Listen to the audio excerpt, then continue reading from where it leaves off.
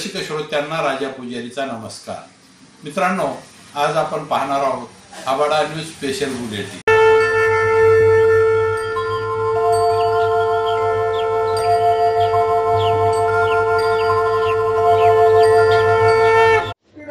ग्रामीण भागात राहून अस्सल जगलेल्या आणि भोगलेलं मेहनतीनेच कष्टाने अंगातून बरसणाऱ्या घामाच्या दाराने सुगंधित झालेले आणि भिजलेले साहित्य भूमिपुत्राच्या लेखणीतून साकार व्हावे आणि साहित्य क्षेत्रात हे साहित्य मैलाचा दगड ठरावे यासाठी धडपडणाऱ्या साहित्य संस्था पैकी भाषा साहित्य संस्कृती आणि संशोधन परिषद छत्रपती संभाजीनगर संस्थेने भूमिपुत्रांचे व्यासपीठ म्हणून भूमिजन साहित्य संमेलनाला सुरुवात केली आणि अशा साहित्यिकांना व्यासपीठ मिळवून देऊन त्यासोबतच साहित्य निर्मितीला प्रोत्साहन देण्याचे काम या संस्थेचे अध्यक्ष डॉक्टर सर्जेराव जिगे यांच्या टीमने सुरू केले आहे.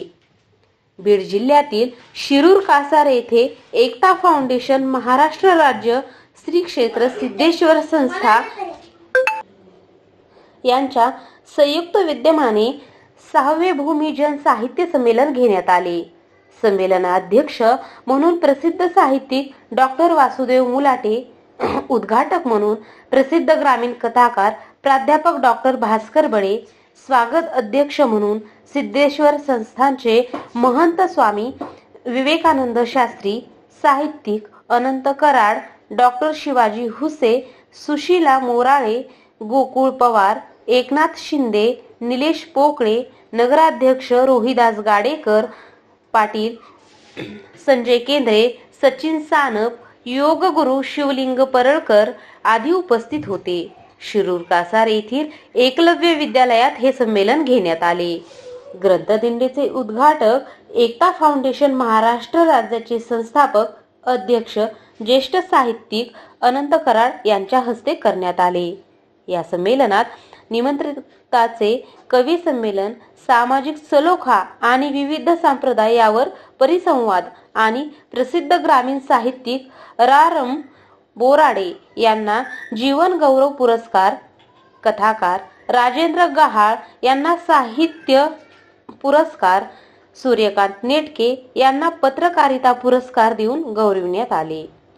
ग्रंथदिंडीतील बालगोपालाच्या सजीव देखाव्याने गावकऱ्यांचे लक्ष वेधले.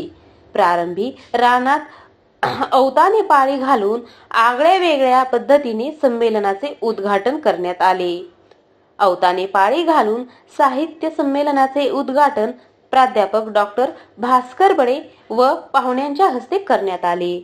सर्व उपस्थित मान्यवरांना अशी विनंती करतो की त्यांनी या भूमिजन साहित्य संमेलनाचं या ठिकाणी यथोचित असं अधिकृत उद्घाटन करावं.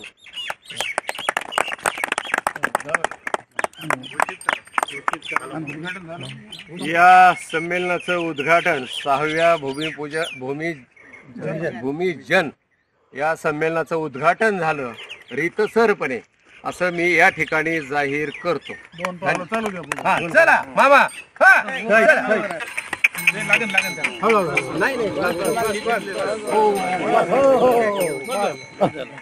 गेलं का ब्रेक लावलो मग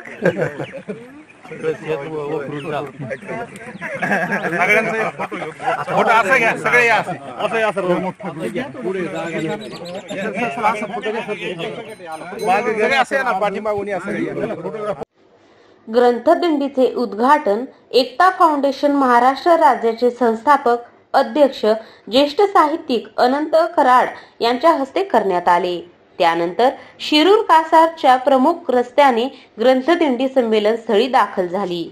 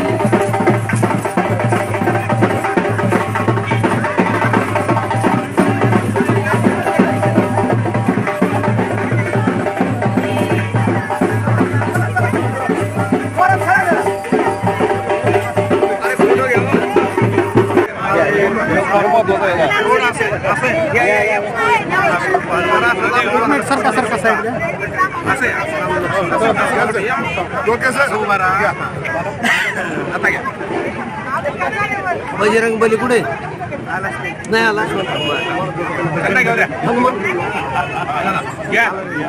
आला नाही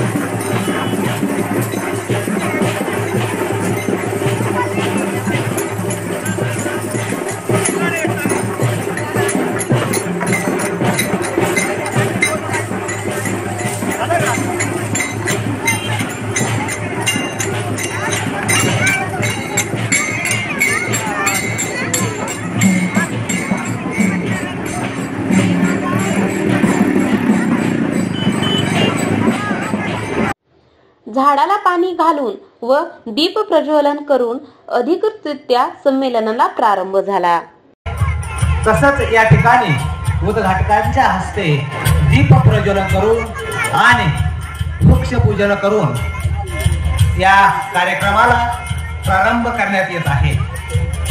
मी उद्घाटक डॉक्टर भास्कर बडे सर, साहित्य संमेलनाचे संमेलना जमीन याची निश्चित पूजा करणारी ही आपली सगळी मंडळी या ठिकाणी Bhaskar Bade sir, doctor Vasudev Mulate sir यांच्या हस्ते या साहित्य संमेलनाचं उद्घाटन होत आहे.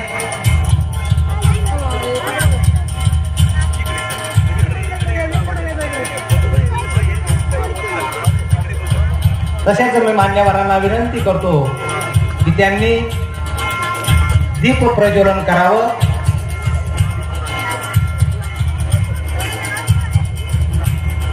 Doctor Vasudev Mulate sir, doctor Bhaskar Bade sir. यावेळी भूमिजन साहित्य पुरस्कार देऊन प्रसिद्ध कथाकार राजेंद्र गहाळ यांचा पाहुण्यांच्या हस्ते प्रशस्ती पत्र, शाल, श्रीफळ देऊन गौरव करण्यात आला.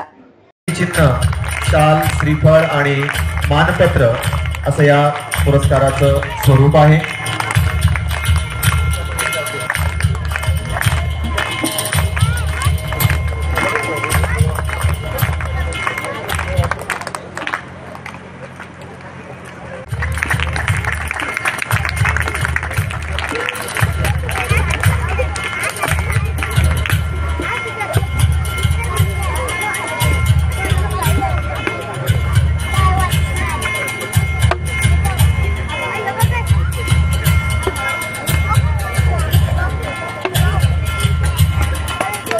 महाराष्ट्र राज्य आणि श्री क्षेत्र सिद्धेश्वर संस्थान शिवूर यांच्या वतीनं मनपूर्वक असं स्वागत करण्यात येत आहे. स्वागत स्वागत स्वागत.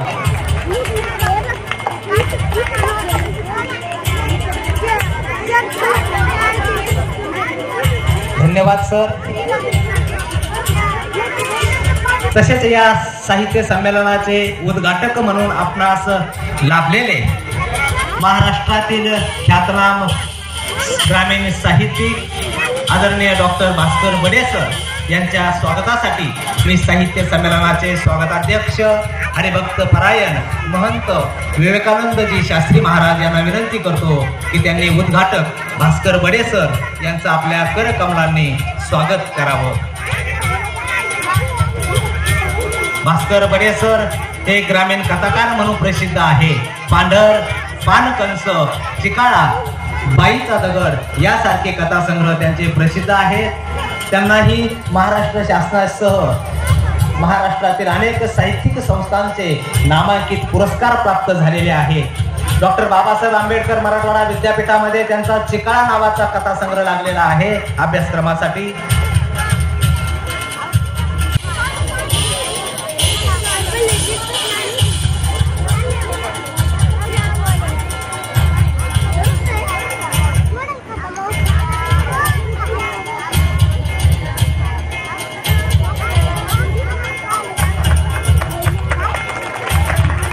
धन्यवाद सर. तसेच प्रमुख पाहुणे म्हणून आपणास लाभलेले दिवस हे अत्यंत उभारीचे असतात.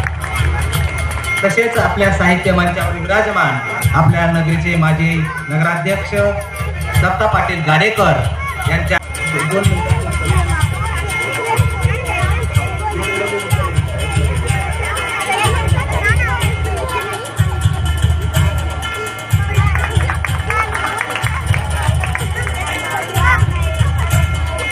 धन्यवाद सर. परिषदेचे अध्यक्ष डॉक्टर सर्जेराव जिगे यांनी प्रास्ताविकात भूमिका मांडली. या संमेलनाचे अध्यक्ष दिवंगत गेल अमिवेट मॅडम या होत्या. तर तिसऱ्या संमेलनाचे अध्यक्ष माननीय रारम बोराडे सर हे होते. याबरोबर बाबराव मुसळे सर, गणेश देवी सर अशी या संमेलनाला अध्यक्ष म्हणून लाभलेली ही सगळं उंचीची माणसं या संमेलनाला लाभलेली आहेत. आणि या 6व्या संमेलनाचे अध्यक्ष त्याच उंचीचे असणारे आमचे गुरुवर्य माननीय वासुदेव मुलाटे सर हे आम्हाला लाभलेले आहेत. हे आम्ही आमचं परम भाग्य समजतो. शहरी भागात आणि मोठमोठी संमेलनं आपण पाहतोय आणि ती शहरी भागात होतीये याबद्दल दुमत नाही. पण साहित्याचा वसा खऱ्या अर्थानं जिथून त्याची सुरुवात झालेली आहे, साहित्याची निर्मितीचे कोंब जिथं उगलेले आहेत तिथपर्यंत किंवा त्या मातीपर्यंत हे साहित्य गेलं पाहिजे ही भावना घेऊन आम्ही भूमिजन साहित्याची सुरुवात केलेली आहे. आणि म्हणून शक्यतो ग्रामीण परिसर, ग्रामीण भाग या संमेलनाचा आमचा आयोजनाचा भाग हा ग्रामीण असतो. त्याचाच एक भाग म्हणून आपण शिरूर या गावी आपण इथं आलेलो आहोत.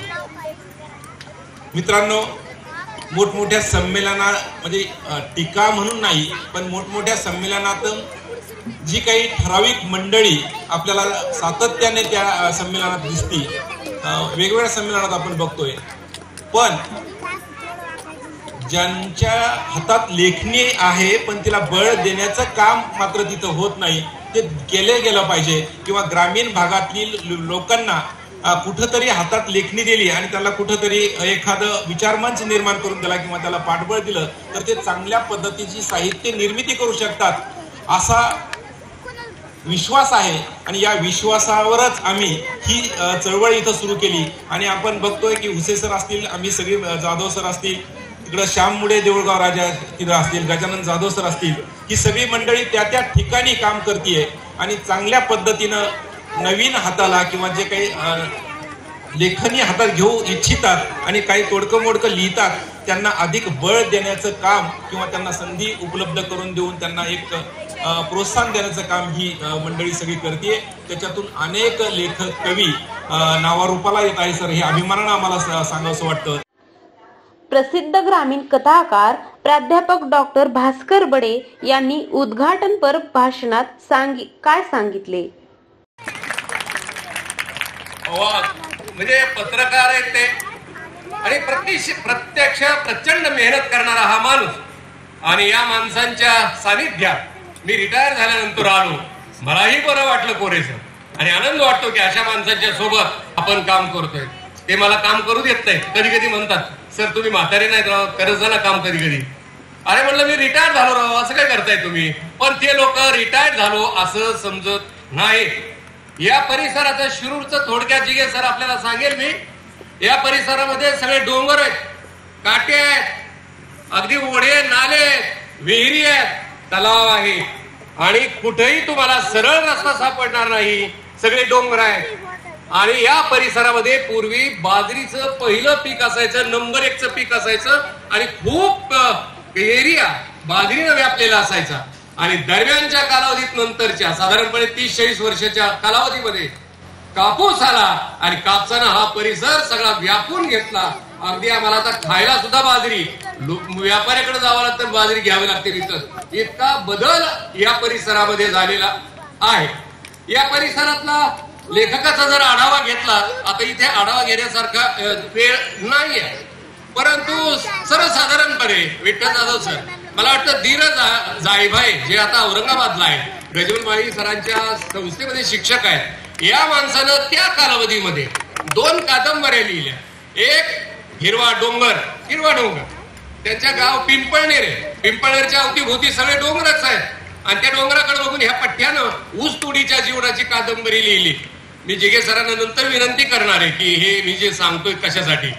आणि मग नंतर जी पिढी या लेखन क्षेत्रामध्ये हळूहळू येऊ लागली, अगदी मसापा शाखा सुद्धा येत आहे. सन्माननीय अशोक गोळवे इथले अध्यक्ष आहेत, कराड सर उपाध्यक्ष आहेत. शाखा तयार झाली, शाखेच्या वतीनं कार्यक्रम सुरू झाले आणि त्याच दरम्यान इथे बाल साहित्याची चळवळ सुद्धा, अगदी संमेलन सुद्धा 5 ते 4 का 5 संमेलन विठ्ठल जाधवांनी नेटानं या परिसरामध्ये घेतलेली आहेत. विठ्ठल जाधव समोर आहे. विठ्ठल जाधवांनी बाल साहित्यामध्ये, कथेमध्ये बरंच खूप असं महत्वाचं काम केलंय का आता ह्या 2-3 वर्षामध्ये 2 वर्षामध्ये साधारणपणे त्यांची सिद्धेश्वर बाल वाङ्मय चळवळ ही सध्या तुर्तास थांबलेली आहे. बहुधा त्यांना पीएचडी करायचं होतं त्या दरम्यान, म्हणून त्यांनी थांबवली ती आणि त्यांनी आता पीएचडी झालेले आहेत. आमच्या भागातला म्हणजे महाविद्यालयात असलेले प्राध्यापक डॉक्टरेट होणं वेगळं, पण एक जिल्हा परिषदचा शिक्षक डॉक्टरेट होतो, ते डॉक्टरेट झाले, अति मेहनतीनं डॉक्टरेट केलं, त्याबद्दल आपण सर्वजण त्यांचं कौतुक करूया. मित्र हो, या भागामध्ये आणखी एक लेखक आहे ज्याच्या 2-3 कादंबऱ्या प्रकाशित झालेल्या आहेत. बाळासाहेब गरकळ नावाचे भगवानगडाच्या पायथ्याला भोगस पारगाव नावाचं गाव आहे, जिल्हा परिषद शाळेचा शिक्षक, त्यांनी सुद्धा 2-3 कादंबऱ्या लिहिलेल्या आहेत. त्यानंतर सिद्धार्थ सोनवणेंनी प्राण्यांवरच्या कवितेचे संग्रह लिहिलेले आहेत कोरेसर. म्हणजे आमच्या भागातले जे कोणी आहेत काहीतरी वेगळं लिहिलेलं आहे, असे तसे नाही. आणि या व्यासपीठावरून सांगायला हरकत नाही, जसं साहित्य परिषदेशी आम्ही सगळे संपर्कात आलो तसं आमच्यापैकी बऱ्याच जणाला, जिगे सर, आमच्यापैकी बऱ्याच जणाला अखिल भारतीयला साहित्य परिषदेच्या वेगवेगळ्या व्यासपीठावर आम्हा लोकांना ठाले सरांनी संधी दिलेली आहे. म्हणून आम्ही ठाले सरांचा आभार यामुळे मानतो की आम्हाला संधी दिलेली आहे. असो, त्यानंतर या व्यासपीठावर राजेंद्र गहाळ हे माझे मित्र आहेत. आम्ही बरोबर अनेक ठिकाणी कथाकथनाच्या कार्यक्रमात सोबत असतो. त्यांना या ठिकाणी पुरस्कार, साहित्याचा पुरस्कार देण्यात आला. मला आनंद वाटला की एका माझ्या मित्राला या व्यासपीठावर, आमच्या भागातल्या व्यासपीठावर, सिंधफारा काठच्या प्रदेशामध्ये त्यांना हा पुरस्कार देण्यात आला. आपली ही जी निवड आहे ती योग्य वाटली मला आणि नक्कीच ते त्या पद्धतीनं यापुढे लेखन केल्याशिवाय राहणार नाही. या कार्यक्रमासाठी आवर्जून बाहेरून आलेले, म्हणजे परभणीहून आले, मित्राचं कौतुक करायला. आणि कराड सरांचे मित्र सुद्धा, राजा पुजारीचा, ते तसे पत्रकार, मूळचे ते पत्रकार आणि ते माझे डीजेचे क्लासमेट आहेत, वर्ग मित्र आहेत. त्यावेळेस हा माणूस वाऱ्यानं उडून जाईल असा 25-30 किलोचा होता. आज बघा ना काय पत्रकार झाल्यानंतर काय हो नेटके सर, म्हणजे सूर्यकांतजी नेटके सर, काही पत्रकार कसे काय सुटतात काही माहित ना हो काय भानगडे. आणि दुसरा पुरस्कार या ठिकाणी आमच्याच भागातले, परंतु आता नगर साईडला जे अॅग्रोचं काम करतायत, मीडियाचं काम करतायत, त्यांना खरं तर शासनाचे सगळे पुरस्कार मिळाले आतापर्यंत. आणि एवढा चाणक्ष पत्रकार आहे की आता शेती विषयाशी संबंधित लिहितात. यावेळी बोलताना एकता फाउंडेशनचे अनंत कराड काय म्हणाले ते ऐका. साहित्यिकांना, कवींना उभं करण्याचं काम या दोनही संस्था करत आहेत आणि ही अतिशय अभिमानाची बाब आहे. खरं सांगायचं म्हटलं, स्टेजवरच्या मंडळीला पटेल न पटेल, परंतु साहित्य क्षेत्रामध्ये जो जातीयवाद बोकाळलेला आहे, जो कंपुवाद बोकाळलेला आहे, हा संपवण्याचं काम या छोट्या छोट्या संस्थांनी हाती घेतलेलं आहे असं म्हटल्यास वावगे ठरू नये. कारण याचे चटके आम्ही भोगलेले आहेत. 10 वर्षापूर्वी, 5 वर्षापूर्वी या छोट्या छोट्या खेड्यातील नव्याने लिहू पाहणाऱ्या हातांना झिडकारणाऱ्या, त्यांना पायाखाली दाबण्याचं काम करणाऱ्या संस्था सुद्धा आम्ही या ठिकाणी पाहिलेल्या आहेत. आणि मग जर आपलं असं तर बाकीच्यांचं काय, हा प्रश्न, ही वेदना घेऊन आम्ही उभा राहिलेलो आहोत. आणि आजपर्यंत कसल्याही पद्धतीचा भेद न करता, अर्थात आता आपल्या जिगे सर तुमच्याकडे असो किंवा आमच्याकडे असो, काहींना येण्याची लाज वाटते अजून सुद्धा, मनामध्ये किंतु परंतु हे लोक ठेवतात आणि ही कूपमंडूक वृत्तीच्या लोकांकडे दुर्लक्ष करून आपण वाटचाल करत आहोत याचा आपल्या दोघांनाही अभिमान असला पाहिजे. म्हणून या संमेलनासाठी मी सगळ्यांना शुभेच्छा देईन. आलेल्या सर्व साहित्यिकांचं, दूरदूरून आलेल्या साहित्यिकांचं इथं मी स्वागत करेन आणि भाषा साहित्य संस्कृती आणि संशोधन परिषदेला आणखीन पुढच्या वाटचालीसाठी भरभरून शुभेच्छा देईन आणि या ठिकाणी थांबतो. धन्यवाद. स्वागत अध्यक्ष महंत स्वामी विवेकानंद शास्त्री यांनी मार्गदर्शन करताना काय सांगितले. गौरी नारायणी नमस्तुते. आज श्री सिद्धेश्वराच्या कालिका मातेच्या या शिरूर कासार शिरूर नगरीमध्ये आज या ठिकाणी 6वे भूमिजन साहित्य संमेलन भाषा साहित्य संस्कृती आणि संशोधन परिषद छत्रपती संभाजीनगर एकता फाउंडेशन महाराष्ट्र राज्य आणि श्री क्षेत्र सिद्धेश्वर संस्थान शिरूर कासार जिल्हा बीड यांच्या संयुक्त विद्यमानं या ठिकाणी आयोजित होत आहे. आणि या कार्यक्रमाच्या अध्यक्षपदी माननीय डॉक्टर वासुदेवजी मुलाटे जे सुप्रसिद्ध साहित्यिक व समीक्षक आहेत, तसेच उद्घाटक या कार्यक्रमाला लाभलेले मान्य श्री प्राचार्य डॉक्टर भास्करजी बडे, तसेच ग्रामीण कथाकार आहेत. आणि या ठिकाणी मी आज या कार्यक्रमाकरता उपस्थित आहे. याचं कारण आहे की ज्यांच्याकडे जे मला मार्गदर्शक म्हणून लाभलेले आहेत ते श्री माननीय डॉक्टर सर्जेराव जिगे जे अध्यक्ष भाषा साहित्य संस्कृती आणि संशोधन परिषद छत्रपती संभाजीनगर यांच्याकडेच मी या ठिकाणी मार्गदर्शन घेत आहे. त्यांचाच मी विद्यार्थी आहे आणि माझा जो विषय आहे वारकरी संतांच्या अभंग वाङ्मयातील श्रीकृष्ण दर्शन एक अभ्यास म्हणून या ठिकाणी हा या कार्यक्रमाच्या निमित्तानं मी या ठिकाणी उपस्थित आहे. तसेच या सर्व कार्यक्रमाची धुरा सांभाळणारे सर्व या कार्यक्रमाच्या सुरुवातीपासून या ठिकाणी खरंच कर्तव्यदक्ष राहणारे माझे परममित्र, माझे सहकारी माननीय पत्रकार गोकुळ पवार जे सचिव एकता फाउंडेशन महाराष्ट्र राज्य तेही या ठिकाणी उपस्थित आहेत. तसेच उद्घाटक आपल्याला लाभलेले या कार्यक्रमाचे माननीय साहित्यिक अनंत कराड जे संस्थापक अध्यक्ष एकता फाउंडेशन महाराष्ट्र राज्य आणि तसेच उद्घाटक लाभलेले आपल्याला श्री डॉक्टर भास्कर बडे, संमेलनाध्यक्ष डॉक्टर वासुदेव गुलाटेजी, तसेच या ठिकाणी आज या कार्यक्रमाला उपस्थित असणारे आमच्या या शिरूर नगरीचे प्रथम नगराध्यक्ष रोहिदासजी गाडेकर पाटील, तसेच प्राचार्य निळेजी पोकळे सर ज्यांनी या ठिकाणी आपल्याला या कार्यक्रमाकरता एकलव्य विद्यालयाला या ठिकाणी आपल्याला जागा दिली आणि तसेच सर्व आज या विद्यार्थिनी शिक्षक शिक्षिकावृंद की ज्यांनी खरंच अतिशय मेहनत घेऊन या ग्रंथ साहित्य दिंडीच्या या कार्यक्रमाला इतका चांगला सहभाग दिला. छत्रपती शिवाजी महाराज, जिजाऊ आणि तसेच प्रभू रामचंद्र, लक्ष्मण, पंचायतन, जगद्गुरु तुकोबाराय, तसेच निवृत्तीनाथ, ज्ञानदेव, सोपान काका, मुक्ताबाई आदी आदी या सर्वांचं या ठिकाणी परिवेश घेऊन चालणारी ही विद्यार्थी मंडळी आणि लेझिम पथक तसेच दिंडी आहे म्हणून त्या ठिकाणी टाळ मृदंगही वाजावे म्हणून त्यांना संमेलन अध्यक्ष डॉक्टर वासुदेव मुलाटे यांनी सविस्तर मार्गदर्शन केले. या ठिकाणच्या मूळ वसाहतवाद्यांशी आहे. ही संकल्पना कृषीवलांशी निगडीत आहे, म्हणजे शेती करणाऱ्यांशी निगडीत आहे. ही कल्पना एकूण ग्रामीण जीवनाशी निगडीत आहे. हे जेव्हा त्यांनी सांगितलं तेव्हा मला नक्कीच ग्रामीण साहित्य चळवळीची आठवण झाली आणि ते होणं अगदी स्वाभाविक आहे.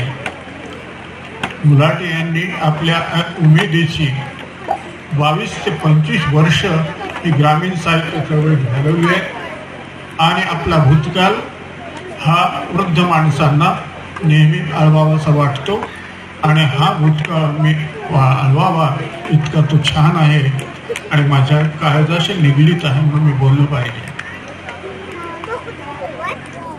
स्वातंत्र्य मिळाल्यानंतर शिक्षणाचा प्रसार खेड्यापाड्यात झाला आणि आज जे तुम्ही दिसतात सगळे की ज्यांची नाव कधीही कागदावर नव्हती, आम्ही ज्यांच्या कविता वाचत होतो, ज्यांच्या आम्ही गोष्टी वाचत होतो, हल्ली पाठ वगैरे म्हणतात, माझ्या काळामध्ये धडे म्हणायचो आम्ही, हे सगळे याच्यामध्ये एकही आडनाव हे माझ्या आजूबाजूच्या समाजातलं नसायचं.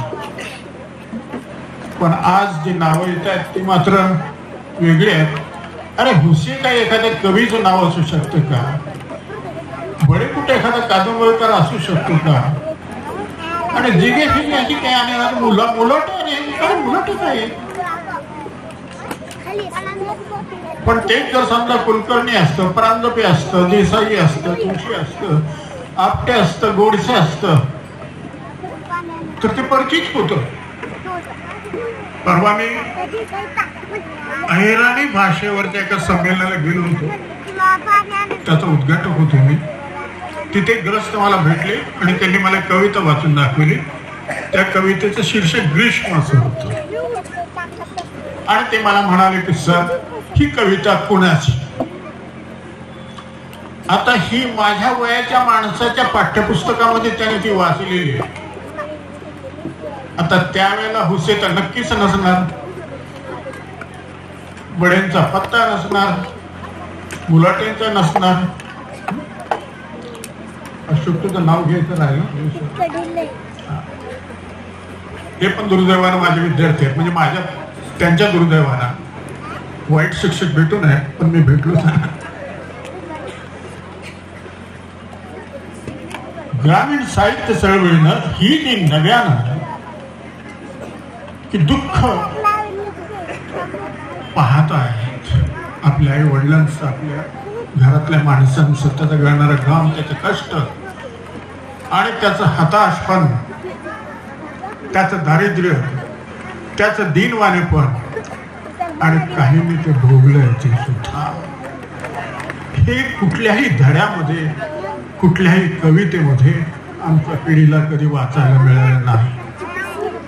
खेड म्हणजे कसं सुंदर सुंदर असतं, हिरवे हिरवे गारगालीचे, हरित तृणांचे वगैरे वगैरे, आणि आम्हाला ते गालीचे कधी दिसले नाहीत. म्हणून इंग्रजीत म्हणतो ना, गावाकडे चल दोस्ता, काट्याकुट्याचा रस्ता. अरे आमचं जीवनच काट्याकुट्यांचं आहे, खळग्यांचं आहे. हे जीवन साहित्यामध्ये दिसत नव्हतं. पण हे का नाही असे प्रश्न आहे नवीन लेखकाला. शहरात तो गेला, शिकायला लागला आणि त्याला वाटलं की अरे माझं कुठेच नाही याच्यामध्ये, आणि नवी पिढी लिहिती झाली. परंतु नेहमी आमचे जुनी जी मंडळी आहे ते नव्याचा कधी स्वीकार करत नाहीत. आणि जेव्हा हे आलं त्याने सांगितलं तर असे कुठे कविता असते का, असे कुठे लिहायचं असतं. गावंड ही आम्हाला दिलेली शिवी आहे. सगळ्या कादंबऱ्या आणि सगळी नाटकं जुनी काढली तर लक्षात येईल की त्याच्यामध्ये कुठलाही एक कष्टकरी शेतकरी जो उभा राहतोय, तुमचा भाग हा नगरला लागून आहे, नगर जिल्ह्याला. तो नगर जिल्हा एकेकाळी दुष्काळाचा जिल्हा म्हणून समजला जात होता, तो संपन्न झाला. पाणी आणलं त्या ठिकाणी विखे पाटलांसारखा, म्हणजे या विखेंचे आजोबा असलेले विठ्ठलराव विखे, पद्मश्री विखे पाटील, आणि संपूर्ण जिल्ह्याचं बदलून टाकलं. तुम्ही त्याच्याविषयी नाही लिहिणार, त्याच्याविषयी नाही बोलणार. प्रेम स्वरूप आई, वात्सल्य सिंधू आई, बोलावू तुझा आता मी कोणत्या उपायी.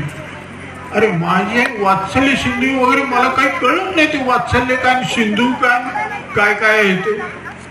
ती जेव्हा रानातून यायची आणि खरखर हाताने माझ्या थोबाडून हात फिरवायची तेव्हा मला वाटायची की माझी आई किती गोड आहे. हे कुठंच कवितेमध्ये नव्हतं. ही मुलं लिहित होती आणि त्याला स्थान मिळत नव्हतं. 1972 यातले अनेक लोक त्या काळी जन्मलेले सुद्धा असतात. मी दीर्घ बोलणार आहे, तयारी ठेवा. गुलाटी सरांनी फार बोर केलं असं म्हटलं तर हरकत नाही. मी वर्गामध्ये 250 पोरांना शिकवणारा माणूस आहे आणि वर्गातल्या एका पोरांना सुद्धा शिकवणारा माणूस आहे. तितक्यात तरुण आयुष्य गेले ना, आता काय बदलणार आहे?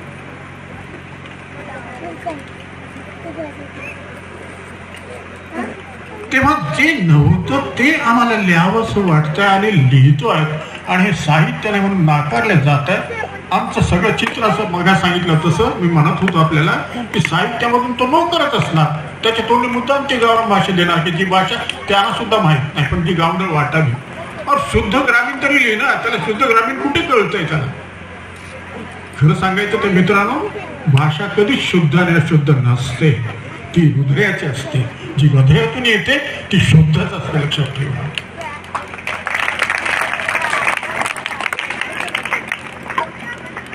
मॉम मी आलो असा माझा नातू माझ्या सुनेला म्हणतो. मी शाळेतून आल्याबरोबर दप्तर असा फेकून द्यायचं आणि माय मी आलो. वाईट आहे नाही का? किती वाईट आहे नाही? पण माई मध्ये जो गोडवा आहे, जे अंतर आहे ते मॉम मध्ये, मॅन मध्ये, मम्मी मध्ये नाहीये बाळा, नाही आहे. आपण विचार करा, आम्ही आयात करतो, ते सगळ्यांनी आमच्या कल्पना त्याच्यात लागतो. म्हणून ह्या ग्रामीण भागातून ते लिहित होते, त्याला एक पार्श्वभूमी होती, ते आपल्याला मी सांगत होते. 1972 हे मी सांगितलं पाहिजे. इतिहास नुसता थडग्यांचा नसतो, इतिहास मुर्द्यांचा नसतो, इतिहास नुसता लढायांचा नसतो.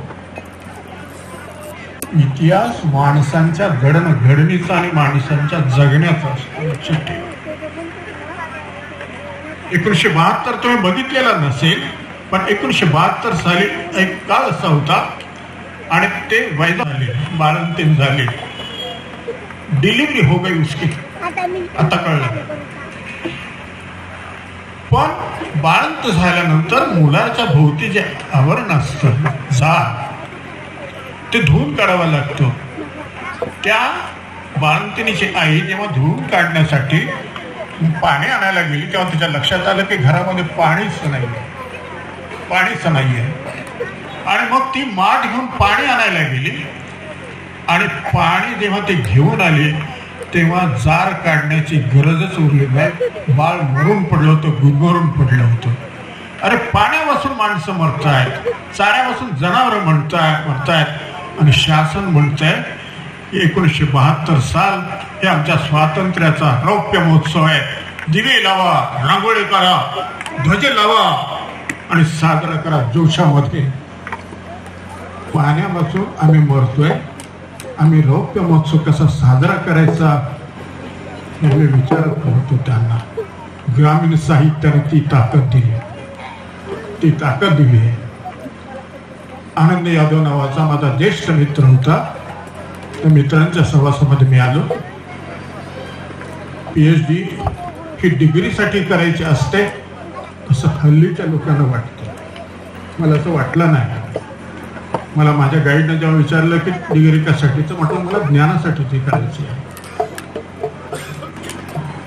ग्रामीण साहित्यावरची मी PhD करत होतो आणि माझा संबंध, मी एका शेतकऱ्याचाच मुलगा होतो. मी ते दारिद्र्य माझ्या माणसांचं, त्यांचे दुःख भोगी सगळं मी पाहिलेलं होतं.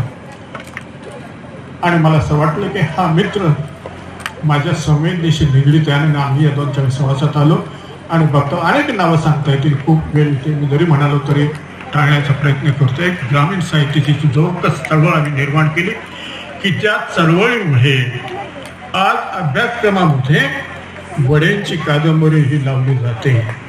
आज अभ्यासक्रमामध्ये राजेंद्रची कथा लावली जाते. हे नव्हतं मित्रांनो, लक्षात ठेवा.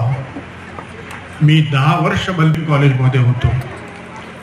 जेव्हा बलबीम कॉलेजमध्ये जॉईन, मी त्याच्या आधी जरा सरकारी नोकरी, जरा सटरफटर माणूस आहे मी, तो उभा राहिलो म्हणून समजू नका. आपलं तसं रोडवरच काम आहे, आपलं काही फार असं नाहीये. तुम्हाला बरं दिसत, तुम्ही म्हणणार आपला कसला अध्यक्ष, कोण अध्यक्ष तुम्ही विचारता, म्हणून आपलं जॅकेट पिकेट घालून राहिला. बाळंतीण झाली, डिलिव्हरी हो गई उसकी, आता कळलं. पण बाळंत झाल्यानंतर मुलाच्या भोवती जे आवरण असतं, झाड, ते धुवून काढावं लागतं. त्या बाळंतिणीची आई जेव्हा धुवून काढण्यासाठी पाणी आणायला गेली तेव्हा तिच्या लक्षात आलं की घरामध्ये पाणीच नाही आहे. आणि मग ती माठ घेऊन पाणी आणायला गेली आणि पाणी जेव्हा ते घेऊन आली तेव्हा जार काढण्याची गरजच उरली नाही. बाळ मरून पडलं होतं, गुदमरून पडलं होतं. अरे पाण्यापासून माणसं मरतायत, चाऱ्यापासून जनावरं मरतायत आणि शासन म्हणतंय 1972 साल हे आमच्या स्वातंत्र्याचा रौप्य महोत्सव आहे. दिवे लावा, रांगोळी करा, ध्वज लावा आणि साजरा करा जोशामध्ये. पाण्यापासून आम्ही मरतोय, आम्ही रौप्य महोत्सव कसा साजरा करायचा हे मी विचारत होतो. त्यांना ग्रामीण साहित्याने ती ताकद दिली आहे. आनंद यादव नावाचा माझा ज्येष्ठ मित्र होता. त्या मित्रांच्या सहवासामध्ये मी आलो. PhD ही डिग्रीसाठी करायची असते असं हल्लीच्या लोकांना वाटतं. मला असं वाटलं नाही. मला माझ्या गाईडनं जेव्हा विचारलं की डिग्री कशासाठी, तर म्हटलं मला ज्ञानासाठी ती करायची आहे. ग्रामीण साहित्यावरची मी PhD करत होतो आणि माझा संबंध, मी एका शेतकऱ्याचाच मुलगा होतो. मीही ते दारिद्र्य माझ्या माणसांचं, त्यांचे दुःख भोगी सगळं मी पाहिलेलं होतं. आणि मला असं वाटलं की हा मित्र माझ्या संवेदनेशी निगडीत आहे. आणि आम्ही या 2-4 सहवासात आलो आणि बघतो अनेक नावं सांगता येतील. खूप वेळ इथे मी जरी म्हणालो तरी टाळण्याचा प्रयत्न करतो. एक ग्रामीण साहित्याची जवळपास चळवळ आम्ही निर्माण केली की ज्या चळवळीमुळे आज अभ्यासक्रमामध्ये वड्यांची कादंबरी ही लावली जाते. आज अभ्यासक्रमामध्ये राजेंद्रची कथा लावली जाते. हे नव्हतं मित्रांनो, लक्षात ठेवा. मी 10 वर्ष बलभीम कॉलेजमध्ये होतो. जेव्हा बलभीम कॉलेजमध्ये जॉईन, मी त्याच्या आधी जरा सरकारी नोकरी, जरा सटरफटरच माणूस आहे मी. तो उभा राहिला म्हणून समजू नका. आपलं तसं रोडवरच काम आहे, आपलं काही फार असं नाही आहे. तुम्हाला बरं दिसत, तुम्ही म्हणणार असला कसला अध्यक्ष, कोण अध्यक्ष तुम्ही विचारता, म्हणून आपलं जॅकेट पिकेट घालून राहिला. मित्रांनो, तत्पूर्वी आपलं आवडतं हबाडा न्यूज चॅनल सबस्क्राईब केलं नसलं तर सबस्क्राईब करा आणि लाईक करा. बेल आयकॉन दाबून आपली पसंती कळवा.